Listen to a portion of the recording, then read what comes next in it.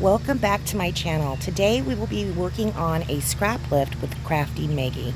I will be scrap lifting this layout right here that she made. Hey guys, welcome back to my channel. I am Becky. You can see right here the way I started. I am going to be decorating my own strips. You can see in the original that that Crafty Meggy made in the top right hand corner of your screen, there are two strips in the right hand side of that page. I'm gonna go ahead and follow that, but I didn't have any strips of paper. I don't have strips of paper, whatever. Yes, I do, but I am using the Smitten collection and I needed some blue, some of the Capri color. So yes, I went ahead and stamped my own two strips out of 1/2 inch strips of white cardstock.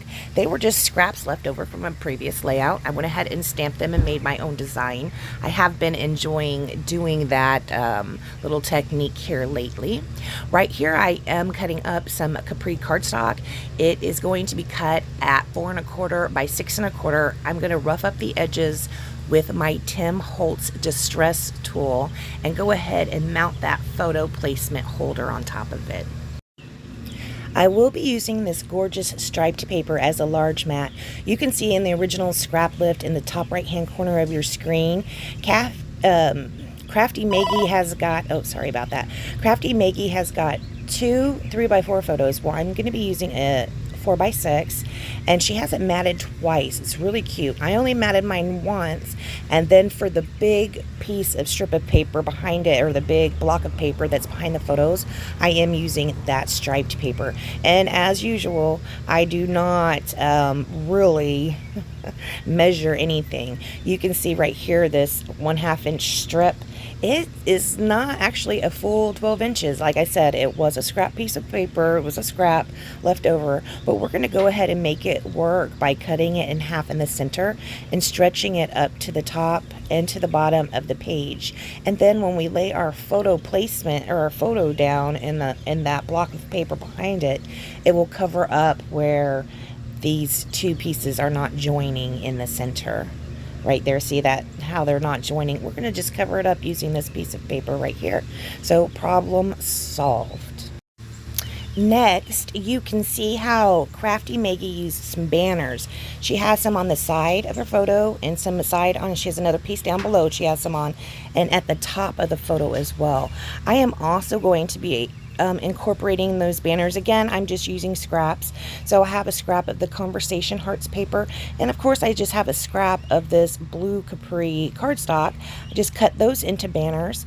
I will rough up the edges on those pieces as well. For my title, I will be pulling out the sticker sheet. You can see I pulled some banners off of it. Those will come back into play here in a little bit, but for right now, we're just going to put them aside and forget about them. But I will be pulling the sticker sheet out to figure out my title. When I get the Close to My Heart paper packs plus sticker sheets, I really do like to use the pre-made titles as my titles. This is kind of cutesy. I will most definitely probably be putting a photo of the grandkids on here. So the title that I choose is this giant one right here. It says Forever in My Heart. So cute, isn't it? I love that. I am going to take out my anti-static pouch and I'm going to go ahead and just dab the sticky off of the back. I will end up popping this up on some foam tape later though. I do have a stamp set out. It's the same stamp set I used to stamp those blue strips, those Capri colored strips. It's this one right here. It's called Strokes of an Artist. It's by Close to My Heart. It is retired, so you can't really pick it up anymore, but there are similar stamps that you can find on there. I am going to be using that Capri color to go ahead and stamp the corners of these layouts. Crafty Meggy has mixed media on hers, and this is going to be kind of like my version of mixed media. I will stamp this in the bottom corner and in the top right corner. Now, did you see how I just smudged it on the page? We're going to have to cover that up before we're finished with this page. We will have to cover that smudge up somehow, blend it in, and get it to work. I am going to use that small stamp that I used on those white cardstock strips to go ahead and see if I can maybe blend it in a little bit. These are just test stamps. I'm like testing it out. I'll cover this up a little bit like right here and go on about my business and just continue to think about what I'm going to do. Because as I'm stamping it right down here, I'm like, oh, this is not looking so great. I went ahead and put that over to the side so I can just think it through, work on what I know what I'm doing first, think that through, figure it out as I'm going along. So we do go ahead and commit to our placement of our photo block right here. I will pull out this little 3x3 square to fit underneath. See how Crafty Meggy's original piece, she has like a journaling spot underneath there. I'm going to use this 3x3 card to serve as my little journaling spot. This was just an extra piece that I had laying on my desk. I've been using the Smitten collection. I've done probably 3 or 4 layouts from it. I'll show you guys everything all at once when I get done using it, when I'm tired of using it. But yes, I did have this left over from a previous layout, so I thought that was perfect. We will go ahead and use that for down here at the bottom. I am also going to be roughing up the edges of these banners. I tried to rough up most of the things on here. You can see on Crafty Meggy's, she did have quite a bit of distressing on there and mixed media as well. As you can see, it looks pretty cool. But I am just going to be doing distressing and not really inking a whole bunch, except for the stamping that I do. Here I'm just trying to find the perfect spot to put my banners in. Now these were scrap pieces as well, so I didn't really measure them out. I just picked up the scrap papers and turned them into banners. So I really enjoy this layout, and I really like that on a lot of pieces they were scraps. The strips up and down the side, scraps. That 3x3 card left over from another layout, scraps.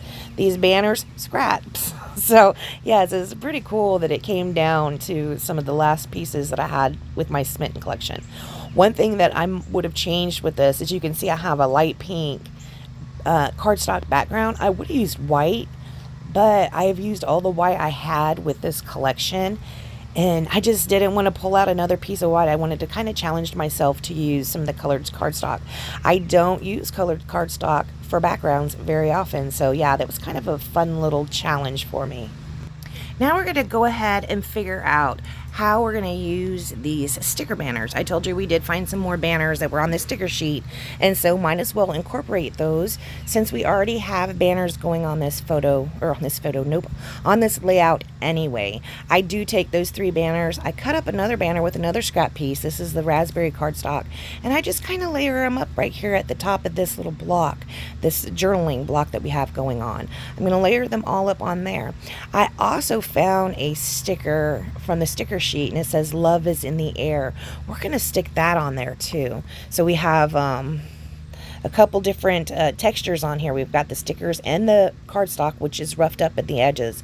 We've got a little bit of the outlining on that block. See, that outlining on that block was done for a previous layout. That'd have been pretty cool, and maybe I could go in and outline a couple more things, because as of right now, this is the only piece that actually has outlining on it. Probably at the very minimum, I should go in and outline cardstock that I've used that is this color, like that banner. Probably I should outline that so at least the 2 blue pieces go together. I have not done that as of yet. I am just seeing this again for the second time with you right now, and I'm just looking at it. I think that perhaps that is something that might need to be done. Like I said, we are putting foam tape on the back of this title sticker, and then we're just going to go ahead and place it.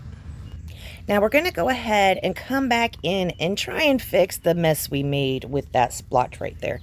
And while I'm doing that, stamping on here, trying to blend this all in, I do want to remind you to go over to Crafty Meggy's channel and show her some support, welcome her back to Close to My Heart. I do believe there's going to be a larger Close to My Heart type welcoming hop coming up in April specifically for her. But yes, please hop over there, show her a little bit of love, and check out her website and see what's going on over there for her. See what's going on with her with Close to My Heart. I'm excited that she's back. Crafty Meggy is one of the very first YouTube channels I started watching when I started scrapbooking. I know, right? I didn't start scrapbooking until I saw the wonder of scrapbooking on YouTube, guys. I'm serious. I started with calendar, then I went to Project Life, and then I went to scrapbooking. Yeah, and then I started a channel. I wasn't even scrapbooking a year, and I started a channel. I was probably scrapbooking for 5 months and started a channel, all because of the first YouTubers that I started watching, and Crafty Meggy was definitely one of them. So yes, go over there and show her a little bit of love. Now you can see I got ink on my stamp block, so it's got, oops, hit a button, sorry. It got on that heart, some ink got on that heart, so I did pull out a yellow sticker. There's not a lot of yellow on this layout, but I didn't have that many stickers left on my sticker sheet because, like I said, I have been using this collection quite a bit. But I do pull out a yellow sticker. You can see it on my finger right there. I've already stuck it on the heart and pulled it back up so I wouldn't get ink on that as well.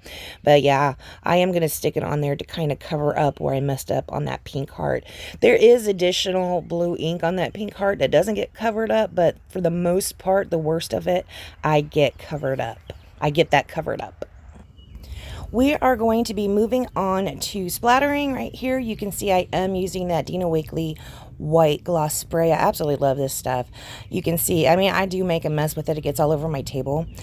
It doesn't really wipe off your table. You have to kind of scratch it off if you let it dry on your table. Yeah, don't do that. Don't do like me. Protect your desk, guys. My desk is it needs help. It is such a mess. Look at all that stuff on it. So gross. Yeah, protect your desk. Don't be like me.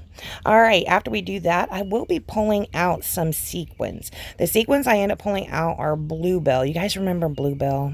Oh, Bluebell's so pretty. I end up pulling out the Bluebell sequins, and I pick out a lot of the whites or clear colors that are in them. After we get done putting down all of the sequins, which I did not have you watch, I just used, on this one, I used the art glitter glue to hold them down. Sometimes I'll use glue dots. After we do that, guys, we're not doing anything else to this layout. I want to please ask you to go over and check out Crafty Meggy's video. See how she made that layout that's in the top left-hand corner. FYI, spoiler alert, it is a double page. I only have one side of it. All right, guys, thank you so much for joining me. Check the links down below, and I'll see you next time.